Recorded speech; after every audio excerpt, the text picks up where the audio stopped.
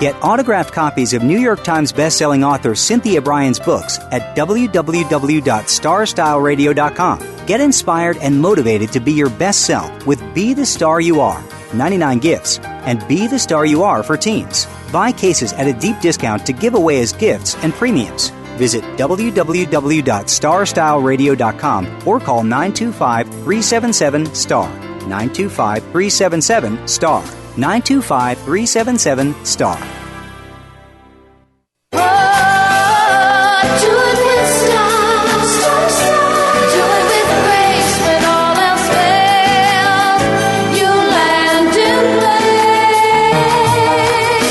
Have a plan for your life. You've set goals. You know where you want to go. Congratulations on finding Star Style. Be the star you are. Our vibrant hosts, passion, purpose, and possibility producer Cynthia Brian and her energetic daughter, healthy living specialist Heather Brittany, share the best roads, fastest detours, and successful strategies for a life worth living.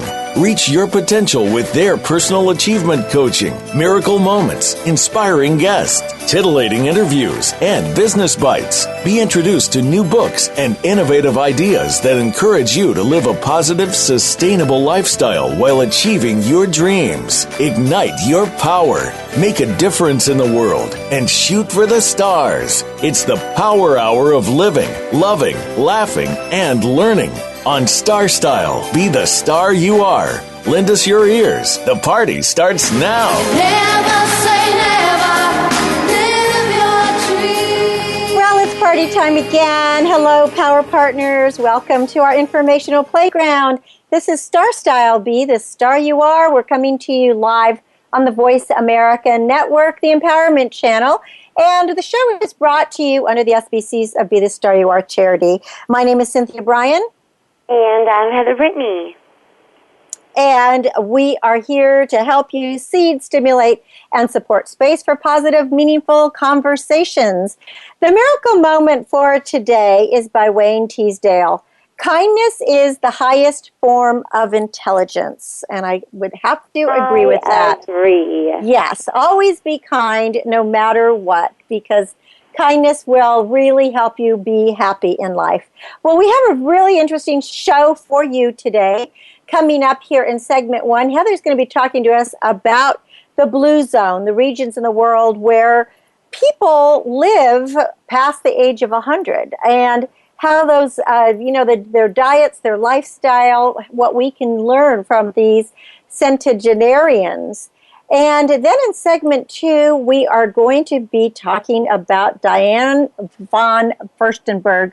Her biography, her first biography called LIFE UNWRAPPED, it really is a captivating portrait of who the designer was and what she has done with her life.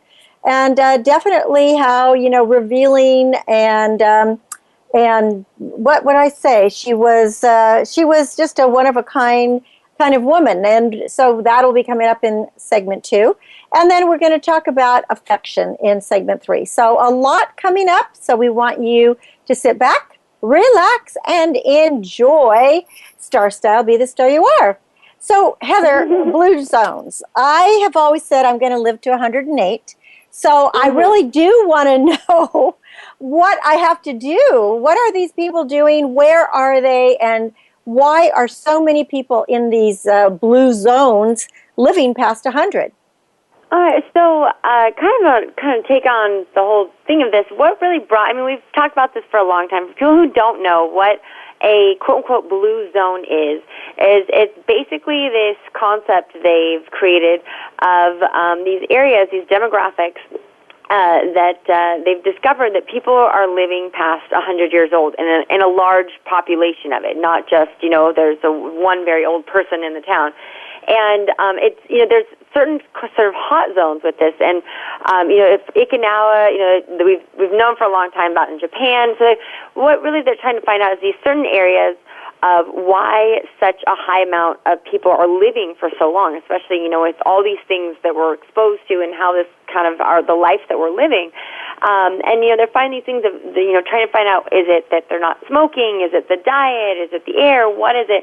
And the hot spots that they found that there's, a very large population that are living so long is one in Sardinia, Italy, as we know. I mean, the Italians, what can we say? And one thing they found, these demographers, they found that there was the longevity in the mountain villages. In the mountain villages where men were reaching over to be 100. And as we know, men typically live a lot less than, die, unfortunately, less younger than women. So to find these areas that are highly populated with men living past 100 was a big kind of step forward. Another thing, as I said, is the Okinawa, the Japanese. That was sort of the first really big hot spot that turned this on. Also, Loma Linda, California, they found that the Seventh-day Seventh-day Adventists in Loma Linda. Yes, now, where is that? Is that in Southern California? Is that near San Diego? Loma Linda, I believe, is Southern California. Now, there's so many Linda-style places in the San Diego and region. Lomas. Yeah, exactly. I might be Another one is in Costa Rica, and another one in Greece. And so the main thing about this, they're trying to find what are these characteristics? What is making these people live so long? And the main kind of things that they discovered was that there was less smoking. People ate a semi-vegetarian diet. They put family first in front of their concerns. There was a lot of social engagement, a lot of that stuff going on. So, just kind of the basics, the things that we always think, to live a healthy life. But what really brought me attention and I thought was really cool is where I'm living in this little area, the bubble as we call it, but the Hermosa, Redondo, and Manhattan Beach, and mainly, Hermosa Beach area in Southern California, that there's all these signs everywhere for the last about 2 years. There's been this big kind of renovation trying to make us become a blue zone. And so Hermosa Beach is in the area that I'm living in, Southern California. We were one of the first cities in the nation, actually, to be known as a blue city community policy designation. So what that means is that there's, you'll see it next time you come up, or people out there next time you come and visit, the city's kind of gone, and this is, this beach community, already this kind of huge renovation to make it more healthier in ways. So one of the first things was it with this, I said, in the bubble, in the blue zone bubble of Manhattan, Redondo, and Hermosa, is it's become a smoke-free community. So you can that's no longer a positive smoke. thing. Completely so one smoke-free? In California, they've made it, that you can no longer smoke inside restaurants, but they've made it, the beach, all public areas. So, so all beach areas, a little while ago, they made it so that you can no longer drink on the beaches, but now they've made it that you can no longer smoke on the beaches, and that also there are certain things that you have to be within, I believe, a 25 to 50 feet designation away from buildings and schools. I think that it's pretty a large situation with that. Also, you'll see when our roads have kind of totally been reconstructed right along the beach area, that we're in general a pretty bike-friendly community. I mean, I'm someone who every chance when I ride to the studio and different things that I choose to ride my bike. It's just such a beautiful view. But the scary thing, of course, is you have to share the road, and there's, everyone kind of feels that they have the right of way. So there's now been this multi-million-dollar construction. It was just recently opened that they made they've made roads now more bike-friendly, and actually they've lessened the amount of car driving, the street driving that can go there, and they've made these really, the bike lanes are almost, they are enclosed off, so they're protected, and they're different color-coded, and they have their own sort of lanes and all, really to make it more bike-friendly and walker-friendly, too. And they've set up lights and things, and particular lights that pertain just to walkers, just to bikers, to have people, getting out there and being more active. Another thing, too, is that they've designated city land to become garden communities. So many people, that even some people are fortunate up here to have a small backyard. But as you know, in beach communities, there might be a really beautiful houses, but the places are really, really close together. There's no longer that big open space, so not many people are allowed or have the space to have fresh fruit, vegetables. So they've purchased some land, and now they've made things into community gardens. And so that's kind of getting that thing of, planting, being more, into the gardens and having more forestry and vegetables, but also creating that sense of community engagement and getting children involved with that. So that's really so important. If you get the kids involved, then they'll grow up to enjoy it and be part of it and then pass it on. Exactly. And so these were the main things that are part of this blue zone thing is creating, they said that people are smoking less in these communities, having healthier diets, exercising more. So they've tried to make it without being too pushy and out saying, eat healthy, walk more, do this, making it sound like, this is our community. Let's keep it clean. Let's make it healthy. Let's make it this blue zone. And they've also been offering throughout the year, they do all kinds of community workouts where they will host like a Zumba in the park, and hundreds of people come out, and there's an instructor on stage, or they'll do these various runs. We have all kinds of runs that are free to enter, or they can do collection things that then go to various charities. Again, we do still, there is many bars here. But one fun thing, too, we do have a lot of craft breweries, but you can always take a trail of ale and ride bikes, and they're in that kind of close regency. So the whole just kind of concept of, again, what I was so impressed by is that Hermosa, that our beach area was well aware of, these other areas. And if you notice that the other, for the most part, other than this precarious Loma Linda, the other blue zones are all beach-related areas. In Greece, in Italy, and in Costa Rica. Well, it makes a lot of sense because there's so much that has to do with the water and the ocean and the waves and the ions. And it's always been said just even being by the ocean lowers your blood pressure and makes you it makes you less stressed and happier. And I wonder if that has something to do with it too.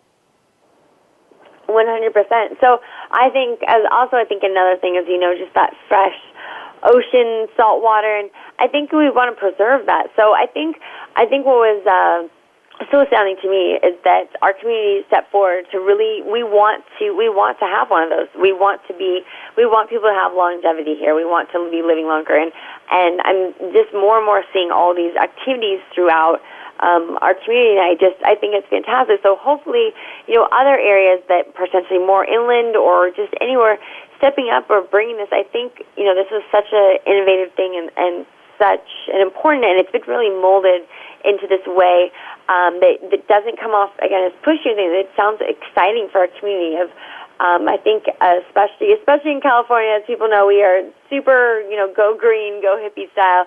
But throughout, even, the United States, I think there is this more awareness that, this planet is the only one we currently are able to live on, and there's so much things that we're seeing, this rapid climate change, all these toxins, all these new allergy things that didn't exist 100 years ago, and now because of industrialization, we're having such more exposure to things. So trying to slow down things a little bit and kind of give back and kind of massage and kind of bandage up Mother Earth a little bit, which is helping us as well.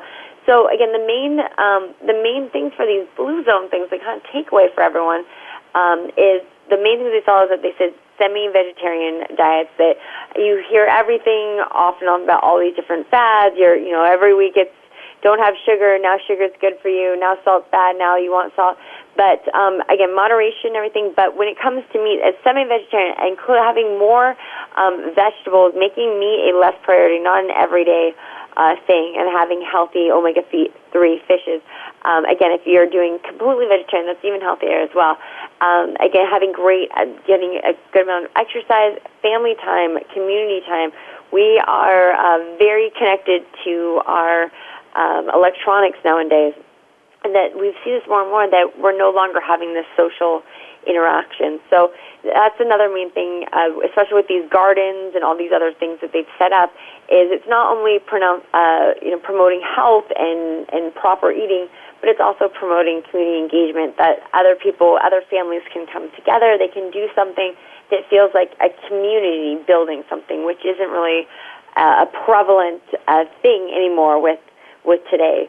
I know for you, you've always been a big blue zone advocate. Is there anything, in your area you guys feel very blue zoned about, or what? Well, my connection is like what you're saying. When you talk about the beach, there's just something for me. I have to be around water all the time. And when I am around water, whether it's a river, a lake, the ocean, even fountains, or bird baths, Yeah. I feel more in that blue zone. And I really believe everything that you have researched and that you're bringing to the show about how we can, live more effectively and happily.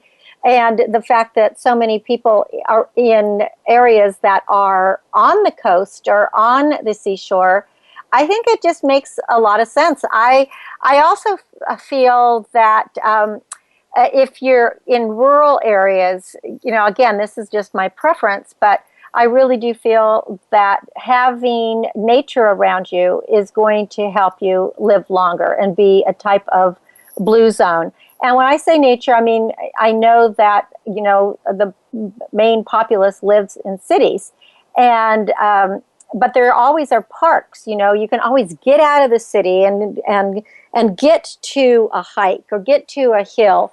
So to me, the more that we do in those kinds of areas, the more that we exercise and eat properly and get plenty of nature bombing, I call it, that we're going to live longer. And, we are more aware. Don't you think people are just more aware today of their 100%. surroundings as well as what they're putting into their bodies? I think that's a key as well. 100%. I mean, that's sort of the main thing, is eating healthy, making healthy lifestyle choices, having community and social interaction, and as they said, as a way of de-stressing is, making, a family first. That's the main connector tie with everything in our lives, is having a strong family bond. So right, and if you don't have a biological family, it's important to create a family of friends, people that you can really count on. So, there are many people who they're not related by blood, but they consider each other family because, they do things together, they support each other, they have each other's backs. And that's something critical. Just to know that you're loved and can love really makes a difference in somebody's life. And I also believe that a part of being a blue zone is feeling that you are making a difference and that you are effective and effective. Because if we're not feeling appreciated, or if we're not doing something that is making a difference, then we don't have this sense of giving back or this sense of arriving because we have done something good. Does that make sense? So I think that's important. I think that's at least for me. I think that it's really important to be doing something for others. And it just seems that when you study these areas that are considered blue zones, where people are living to over 100 years old, and if you talk to any of these older people, they still have a sense of youth about them, and they still have a sense of purpose. And so just sitting on a rocking chair and getting old isn't going to cut it. You have to have a sense of purpose. You have to have a goal. You have to have a passion, something to live for. And then you can live longer, right? Exactly. Happiness is the longevity. As always, we're running out of time with these things. But again, for everyone, key is moderation in life, happiness, fresh vegetables, getting outside. I think a great thing with planting things is it also puts healthier air that makes our oxygen more breathable. For more information on everything about the radio show, check out our websites. Go to BeTheStarYouAre.com as well as BeTheStarYouAre.org. And when we come back from break, we're going to be talking about the book Diane Von Furstenberg, A Life Unwrapped, with the author and biographer Gioia Diliberto. So don't go away. It's a fascinating look at DVFs. I am Cynthia Brian. And I'm Heather Brittany. And you're listening to Star Style. Be the Star You Are. We're coming to you live on the Voice America Network. And this is the Empowerment Channel. We'll be right back. Be the star you are. The star you are. Be the star you are. Follow us on Twitter for more great ideas at Voice America Empowerment. Are you seeking a dynamo speaker for your meeting, conference, or organization? Internationally recognized keynote speaker and New York Times bestselling author and lifestyle coach, Cynthia Brian, will bring her energetic expertise, passionate professionalism, and ebullient personality to your event. Hailed as an expert in lifestyle, women's issues, self-help, personal balance, leadership, media, gardening, and interior design topics, Cynthia Brian is a popular empowerment keynote speaker around the world, lecturing to audiences of 100 to 5,000. For rates and bookings, call 925-377-STAR, 925-377-STAR, 925-377-STAR, and visit www.cynthiabrian.com. When you want the best, book Cynthia Brian, www.cynthiabrian.com. This business of show business is calling out to me. Get started acting or modeling with a consultation from media coach extraordinaire Cynthia Brian, who has guided entertainment careers for over 2 decades. Call 925-377-STAR or visit www.cynthiabrian.com. Pick up a copy of her award-winning book, The Business of Show Business, and start living your dreams today. Call 925-377-STAR, 925-377-STAR. Be the star you are. You are the star. Plug in your headphones and tune in to enlightening interviews with acclaimed authors and successperts as our Oprah of the airwaves, Cynthia Brian, gabs with the gurus. Lend us your ears for the Power Hour on Star Style. Be the star you are. Now, here's Cynthia Brian. Find all you need. Well, thank you for staying with us here on Star Style, Be the Star You Are. I am Cynthia Brian, and I am your host and delighted to be here with you, where we bring you every week the pioneers on the planet, the people who are making a difference, writing books, making stories that we all want to hear. Well, most everyone has heard or has, if you're a woman, that iconic wrap dress that was revolutionized and redefining of the American style. But who was it, and how did a young child of a Holocaust survivor get married to a prince and become one of America's sweetheart designers in her early 20s? How did this all happen? The first ever biography of Diane Von Furstenberg. This is a book called Life Unwrapped. It's by Gioia Diliberto, who is with us today. And we are going to talk about Diane and her crazy, wild, amazing life. Welcome, Gioia, to Star Style, Be the Star You Are. Thank you for having me. I'm delighted to be here. Well, this was, such an eye-opener. Of course, everyone knows the DVF symbol. They all have heard of Diane Von Furstenberg. She has been everywhere. I love the title of your book, A Life Unwrapped, because the wrap dress was her thing. But let's start first with how you got involved with actually writing her biography, because Diane had written a couple of memoirs already, and you, from what I understand, had approached her to write a biography, but, at first it didn't go well. So tell us how you actually got into her life and got this wonderful gig, because you have done an amazing job. You've done so much research. It's very detailed, and I like the way your book is just so fair and authentic. It's, it tells the good, the bad, and the ugly.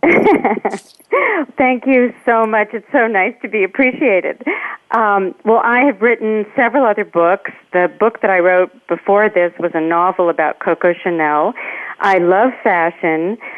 I've always also been interested in fashion as a cultural force and in fashion history, which is why I like writing about fashion in addition to wearing fashion. And so I was hunting around for another fashion-related subject to write about, and I was in a vintage store in Soho one day, and I saw this wrap dress that looked just like one I had owned in the 70s, and it hit me, Diane Von Furstenberg, and I got so excited about it, and I emailed her through a mutual friend and suggested that we get together and talk about this. And at first she was very reluctant. She said, "Oh, let's wait until I'm dead." which is not what I wanted to hear. But why? Why wait till she's dead? Hopefully she's going to be one of these Blue Zone people and live to 100, you know? And live forever. Well, I think, first of all, she had a point in the sense that biographies have traditionally been written about people after they're gone because it's not a completed life until the life is finished. But recently there have been a lot of biographies written by people who are still alive and will continue to be alive for decades. And Diane was very superstitious, though, because when she was living in Paris with the writer Alain Elkann, he was working on a biography of the Italian writer Alberto Moravia, and as soon as Alain's book was published, Moravia dropped dead. He died, right. And that is, well, and you know, she was a superstitious person anyway, right? So, I mean, consulting psychics and all these kind of things, kind of got that from her mother. So that's very interesting that she actually, that's what she thought of right away. It triggered something in her that she would die. So it took some convincing on my part for her to overcome that superstitious fear, but I think eventually she decided that somebody was going to write a biography of her, and it was probably not going to be somebody as suitable as me. And in fact, it was pretty strange that no one had done it yet because she's so famous, given her importance to fashion history and to the cultural history of New York. It was just inevitable that somebody was going to jump on it. And I think she thought, you know, she might as well cooperate with me because I understand fashion, I understood her, she liked my other books, and she figured I was the best person to go with, and I hope she still feels that she made the right choice. Well, and you know, I mean, just based on your previous book about Coco Chanel, too, you know, I would think that she would be really interested to be among, you know, in that whole fashion biography by you, because, you know, Coco was so famous in her time, and so now Diane was there.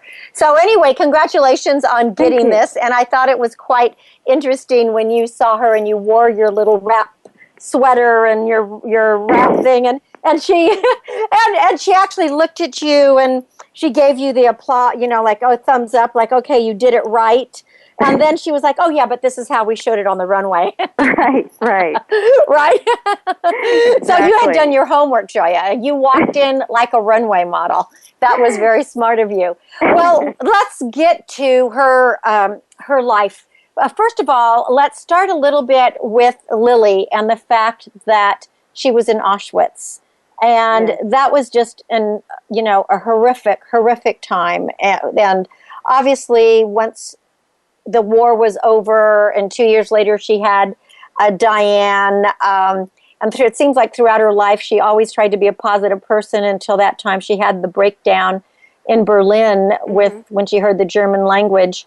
It had to have been challenging, though, to grow up in the beginning, you know, with that shadow of the Holocaust. What was your feeling in talking with Diane? Because both Diane and her brother seemed to feel that their mom was always seeing the bright side of things. Right. Well, she didn't want to leave them a legacy of tragedy, and so she always tried to put a positive spin on things. But she suffered from depression, and she also had physical problems that stemmed from the malnutrition that she'd had in the camps. And children are very, very sensitive to what's going on with their parents, even when the parents are being heroic about hiding it. And so Diane knew that her mother was unhappy, and she felt this pressure, I think, to make her happy. Diane is, in many ways, Diane's an extraordinary person and a unique person, an unusual person, but she shares a lot of qualities with other children of Holocaust survivors. And one of them is this feeling of having to make up for your parents' suffering, which means that you strive harder and you keep striving, and nothing is ever good enough. You never feel that you have enough success. You just have to keep pushing on the one hand. And another very common trait among the children of Holocaust survivors is a kind of insecurity. Yes, that's what I was going to say. For a person who is so famous and who has been so successful, and yes, she's had some ups and downs, but she always comes back up. She's still, at least from what I get from reading her biography here, Life Unwrapped, that you've so beautifully written, is that she is insecure. She doesn't have the confidence that, that she was constantly sort of self-doubting herself. How did she overcome that to become so successful? I mean, she put her mind to marrying a prince, and then she meets Egon, and she marries a prince. I mean, her girlfriend had already married, right. married royalty. I mean, it sounded like a Cinderella story. Right. I mean, literally rags to riches, literally a Cinderella story. Right. Well, it isn't quite rags to riches because her parents were well off. They weren't rich in the way that Aegon was rich. But they had everything taken away from them during the whole war. So they had gone from being very wealthy or, substantially wealthy to losing everything, including, being in the concentration camp. That was for her mom. Exactly. And Diane's father had been in an internment camp in Switzerland, which wasn't as bad as a concentration camp, but it was no picnic by any means. So Diane, I don't think she set out to marry a prince, though, as you point out, her best friend married one too, which is kind of a big coincidence. Yeah. When you grow up in Europe, little girls always dream of marrying princes from Disney stories that you read when you're 4, or have read to you when you're 4. But in Europe, you can actually aspire to marrying a prince because there is European royalty still in a lot of European countries. I don't think she set out to marry a prince. I think that Aegon was the person that she fell in love with. I think she was attracted to his glamour. So his being a prince had a piece of that. But Diane was always the force in the relationship, even though Aegon was the one with the title and the money. She was the one with the real psychological and emotional power.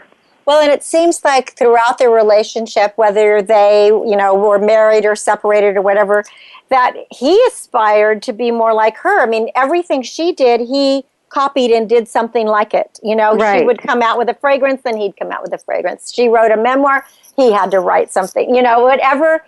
And so it seemed that he was trying, even though he had the title, she had the business acumen, or somehow she had that magic to make something out of nothing. Right. And I loved it that she said, I've done pretty good for a girl who never learned to sew. Right. He didn't have her ambition or drive. Yeah.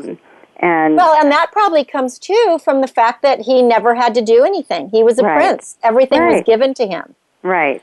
Whereas she had to work a little bit harder. Right. And that's not something you can fake. That comes from deep within you. You either have that drive or you don't have it. You can't fake it. You can't force yourself to have it. It's just there. Now, let's talk about her. She had very strong feminist convictions. She really believed, because her mom had always told her, you need to depend on yourself. You're never going to depend on a man. You need to make your own money, etc. So she was really, really into that. But at the same time, she was a wildly sexual being, and very, very much into men, into women. The whole thing. How do you think that, was this just a sign of the times? Was this a part of the people that she went around with? I mean, it was interesting that her husband never thought himself as really being homosexual yet, or, he called himself bisexual, but he really seemed to prefer men to women, although Diane was like his favorite person.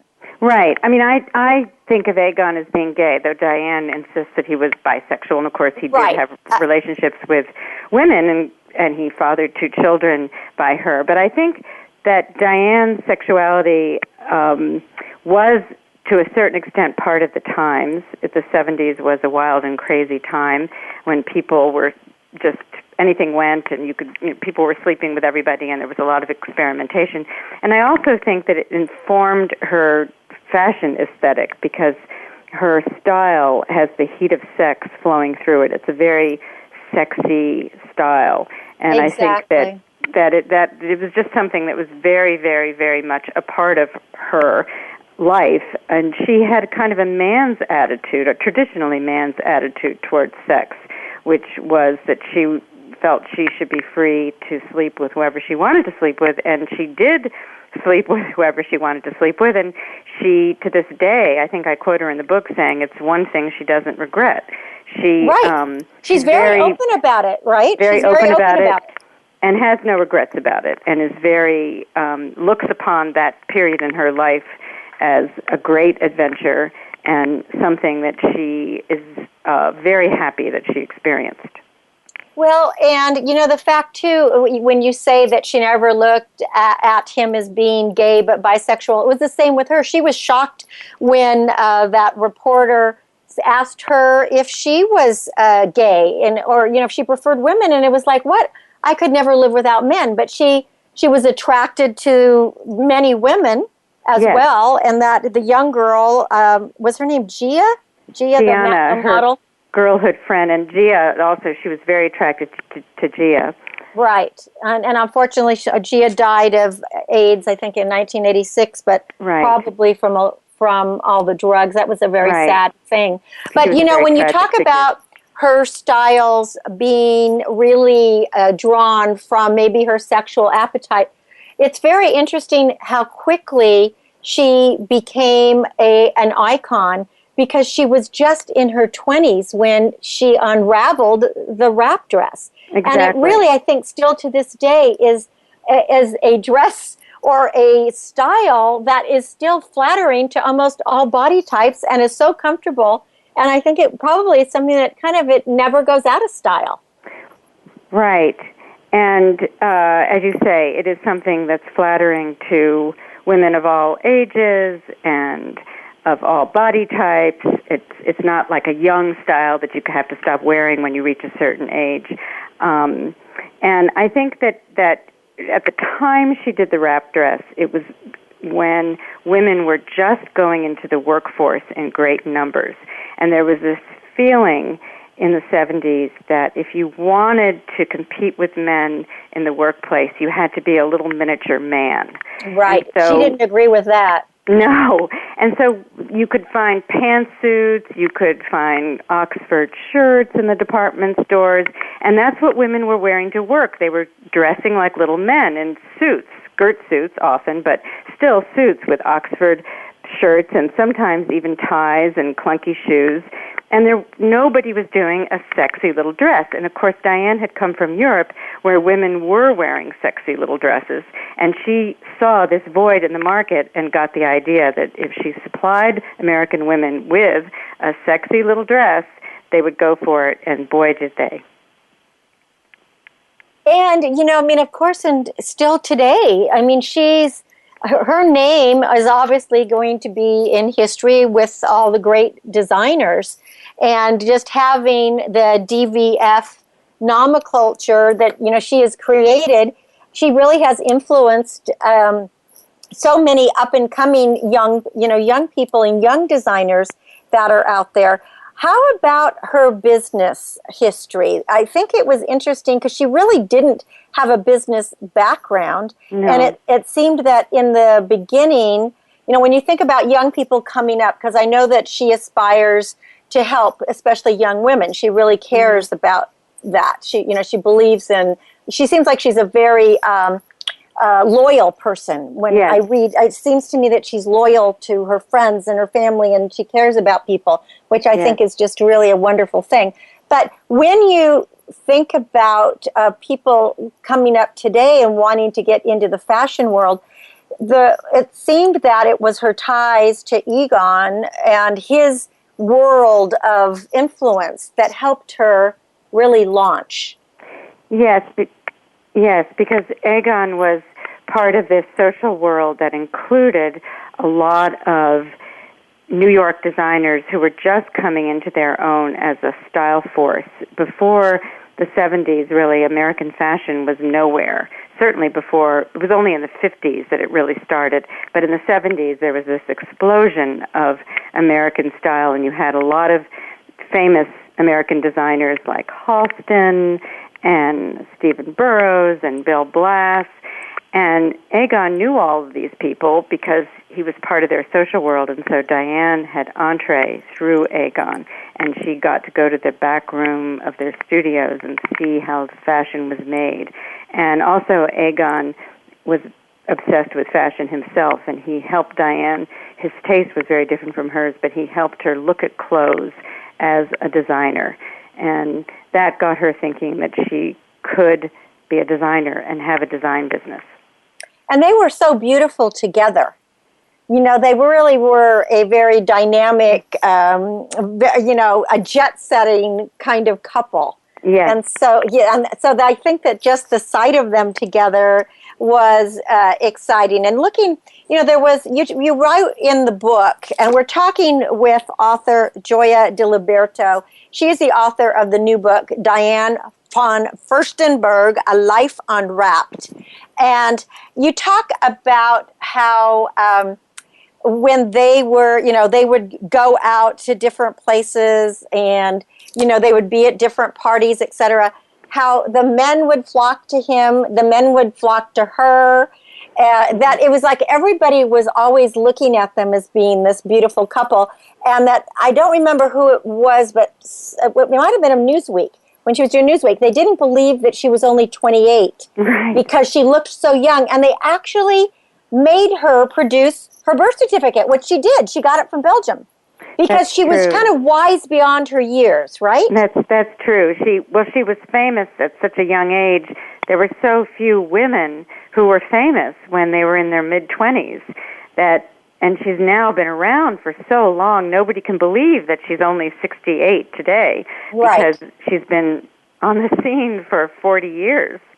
And she still looks just about the same as she did at 28. Right. That's the thing. She's still lithe and beautiful and very cat-like. When I think about her as like with the leopard skins and of course, that was something that was interesting about her when you were talking about the business life of women having to look like men, or act like men. She never stooped to that. She never believed in that. She would show up in her fishnet stockings to meetings and her mini skirts and, her wraps and her furs. And I mean, she always was just who she was. She was real all the time. Can we talk about them as parents? Because I really do honor the fact that despite the relationship that she and Aegon had together, that it sounds like she never dissed him to her kids, even when they said, I think Daddy's gay, or or he would do these crazy things, and he would leave them. And I mean, he didn't sound like he was devoted to them, but I don't think it was he didn't have the skills to be that good of a father. Yet she never seemed to say anything bad about him. No, and one of Diane's nicest qualities is that she is militantly upbeat. She does not say bad things about people. She's a very positive person. I'm trying to think if I've heard her say bad things about people. Well, see, I think that's what's wonderful about her, is because when you're positive, you actually draw people to you. And, to be optimistic, your life is going to be actually so much better because she believes that it's going to be better. So that's what she's creating. And that gets to the point of, with all the lovers she's had, and, she lost count. She doesn't probably even remember most of them, right? But It seems that some of the major ones of her life, she was friends with them. Even though it's over, she would have a fling here or a fling that, or last a year, 3 years. She remains friends with so many people. She likes to keep everybody in her life. You have to really betray Diane to have her banish you from her life. She has this very nurturing quality that she's had since her 20s. Once she decides that you're her friend, she keeps you as a friend. Well, that probably means you're going to be her friend forever now. You've written a great book about her. I hope so. You are in her life, right? Whether she likes it what or about not. Barry Diller now? Because these are, it was interesting when he first met her. Again, we're talking about Diane Von Furstenberg, A Life Unwrapped, the book by Gioia Diliberto. And you wrote in your book that when Barry first met her, she didn't pay any attention to him, and he felt like really kind of dissed by her. And then the second time he met her, he was completely entranced, and he said, let's get together. And of course, we know what happened after that. But they seem to be truly like soulmates. I think they are. They've been together for 35 plus years, which is longer than most marriages last. They've been married since 2001, and he has been her best friend all that time. There were a few periods where they did not see each other very much, and they were not in touch very closely, but they had always been in touch a little bit.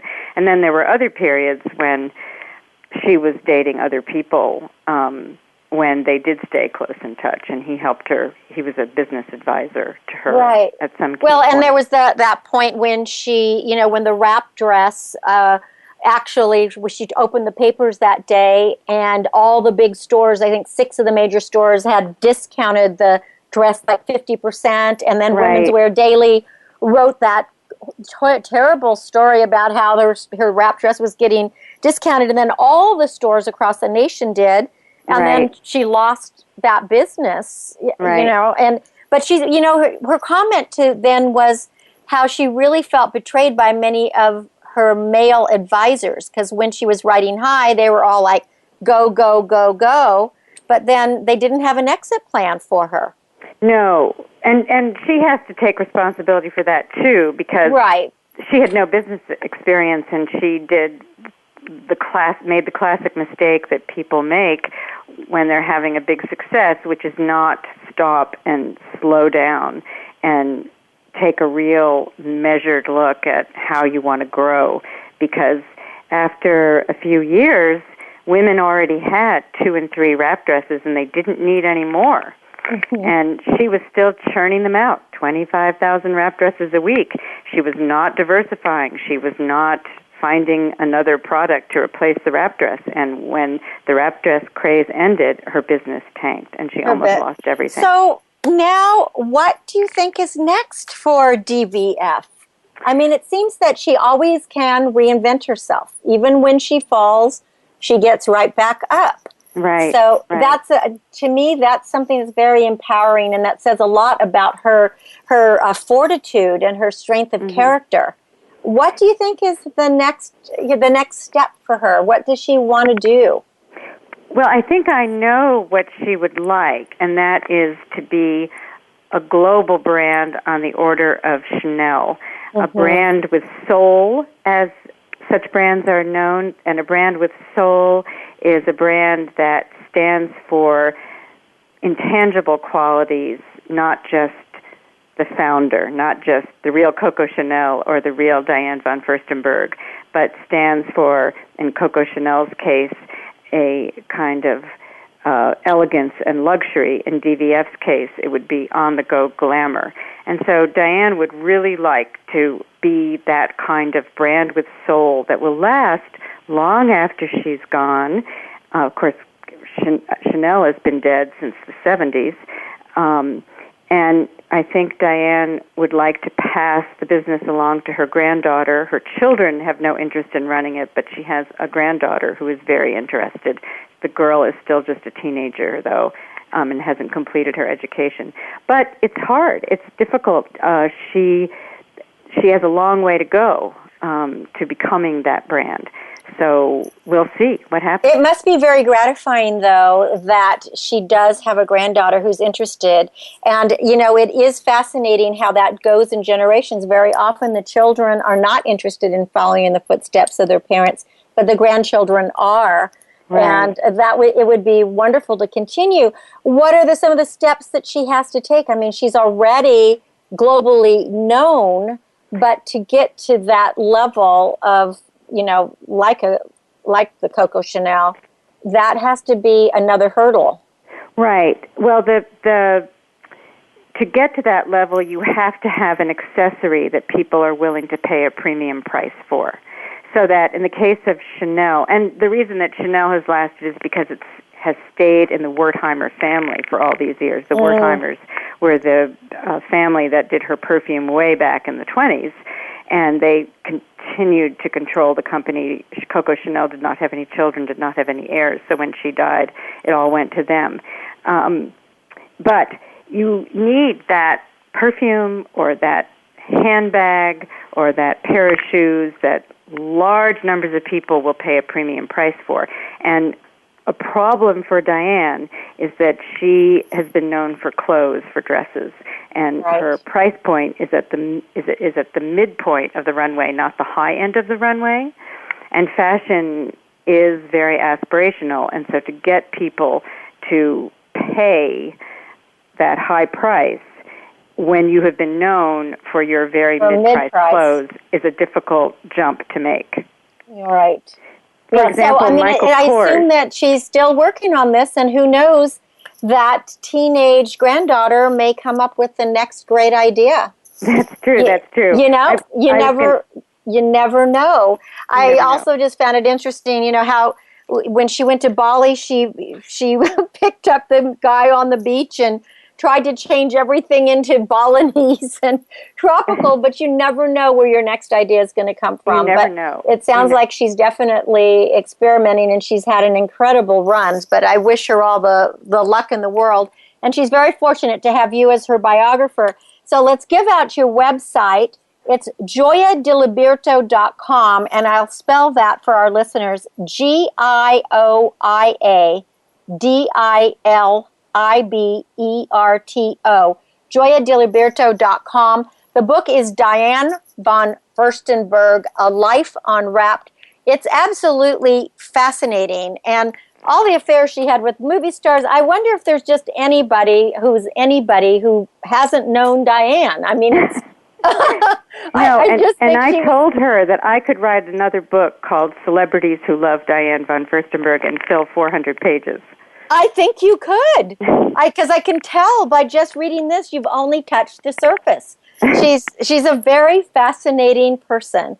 So, Gioia, thank you so much for coming on Star Style, Be the Star You Are, and sharing all of your insights on who she is and who she loved and how she became the amazing designer that she is. And we wish that she will become a brand. I mean, you know, what Chanel No. 5 is still the #1 perfume in the world, I think, right? Yes, it is. Yes, yeah. So, you know, that there's something out there. There is something out there. It just hasn't been unwrapped yet. Thank you so much. Thank you so much for having me. It was a great pleasure. It's been lots of fun. Again, Gioia Diliberto, her book, Diane Von Furstenberg, A Life Unwrapped, GioiaDiliberto.com. Go to the website, pick up the book. I'll be back in a bit. We're going to talk a little bit about affection. I'm Cynthia Brian. You're listening to Star Style, Be the Star You Are. Be the star you are. The star you are. Change your world. Change your life. VoiceAmericaEmpowerment.com. Be the star you are. Light up the flame that burns. Make a world of difference in a world of differences when you support Be the Star You Are 501c3, a literacy and positive media charity dedicated to empowering women, families, and youth. Visit BeTheStarYouAre.org to make a tax-deductible donation today. Everyone counts. Donate today. BeTheStarYouAre.org. Be the lucky star you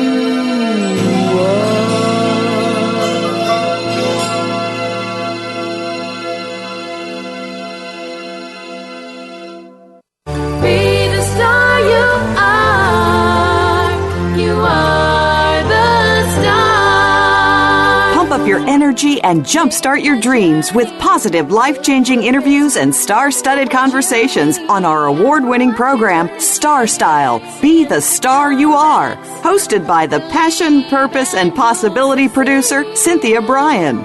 Now, back to the Power Party. Find all you need in a life. Well, that was a fascinating interview. It's a fascinating book, Diane Von Furstenberg, A Life Unwrapped. I'm Cynthia Brian. You're listening to Star Style, Be the Star You Are. a little bit about the gift of affection from my book, Be the Star You Are, 99 Gifts for Living, Loving, Laughing, and Learning to Make a Difference. My maternal grandmother, Juanita Abruzzini, was a passionate animal lover, and she had herds of horses and dogs and wild animals and aviaries filled with exotic birds. She and Grandpa Fred rode in fine Western regalia and parades around California and often hitched their horses up to buggies and appeared in movies. Grandma was a true blue cowgirl. She was so renowned for her work with horses that she was hired to train several famous horses for the film industry. Now, perhaps I inherited my love of the animal kingdom from Grandma and passed this passion on to my son and daughter. Grandma taught me how to communicate with these furred and feathered friends. When my sisters and I were young, Grandma and Grandpa gave my daddy 3 horses, a chestnut quarter horse named Taffy that my sister Patty claimed, a dappled gray Appaloosa named Shadow that my sister Debbie claimed, and a small white Arabian colt for me. I immediately named her Bambi after my favorite movie character. After all the horses were adored, Bambi and I developed a special relationship. I vividly remember the 3 of us girls going up to the horse pasture when we were ready to ride like cowgirls, and we'd shout, "Bambi, Taffy, Shadow." They'd hear us and they'd come running. Now, Bambi was always in the lead, galloping down the hill. She and I shared this unique communication, and everyone told me I needed to break her properly. But I never wanted to tame her spirit. I loved her just the way she was. So Bambi trained me with affection, respect, and patience. I usually rode her bareback with only a lead rope around her neck. Sometimes I just held onto her mane. She never did learn to take a bit in her mouth or wear a bridle, and that was just fine with me. She always knew instinctively where I wanted to go, unless, of course, I was racing one of my sisters. Then Bambi would try to take the quickest route back to the barn, and I learned to hold on for dear life. Well, Bambi loved me as much as I loved her. She would follow me everywhere, nuzzling my neck, begging me to wrap my arms around her. She was my girl, and I was hers. If only horses could live as long as people. Many years later, her death devastated me, but it was also the beginning of my long, affectionate relationship with all creatures. Affection is kinship with another. It's an emotional bond. It's a true fondness from the heart. And I believe that many humans are programmed to give affection, but don't know how to receive it. They're afraid to open themselves, or they're cynically viewed expressions of tenderness with suspicion. They're suspecting ulterior motives. And for some, an undemanding animal gives us permission to both give and receive unconditional love. My animals have taught me some of my most important lessons in human relationships: compassion, love, empathy, and perseverance. And animals feel emotional bonds just as we humans do, and they're not afraid to exhibit their emotions. So take a lesson from all God's creatures. Show your affection for this world we live in, because the more you care, the more affection you will encounter. Just pass it on. So the next time somebody walks in the door, don't ask about what kind of day they had. Just start wiggling, waggling, and jumping for joy. Bark, whinny, honk, or quack, and convey how delighted you are to see him. Let your enthusiastic affection bubble over and watch their reactions. Sure, at first they're going to think you lost your mind, but then they'll wonder what the heck you're up to. And finally, they'll laugh at you, with you, and for you. And the best part is when they get into the routine and they return your affection. So thanks for being such great listeners and allowing me into your life each week. Make sure you're tuned into Star Style, Be the Star You Are, every Wednesday, 4 to 5 p.m. for some personal growth, success advice, the best authors, and know that you can change your life and you can make your dreams come true. We try to bring you those true stories of people who are doing just that. For more information about Star Style, visit star-style.com. To learn about the charity that brings you this site, visit btsya.com. That stands for Be the Star You Are. Our aim is to encourage, inspire, inform, amuse, and motivate. We want you to cherish the past, dream of the future, but celebrate every moment of your life. And until next week, when we celebrate once again, remember, love always wins, kindness always prevails, and smiles will keep you happy. My name is Cynthia Brian. This is Star Style, thanking you, and I encourage you to be the star you are. Have a wonderful week. Dream, create, inspire, make a difference. And be here next Wednesday, 4 to 5. Thanks for joining me. Be the star you are. The star you are. Be the star you are. You are the star. Be the star you are. Keep It's been a pleasure bringing you our life-changing program, Star Style, Be the Star You Are. We have you on our radar as it's our goal to inspire, inform, entertain, and motivate you to be the star you were born to be. For more information, visit www.starstyleradio.com. And to make a donation to the charity, go to www.bethestaryouare.org.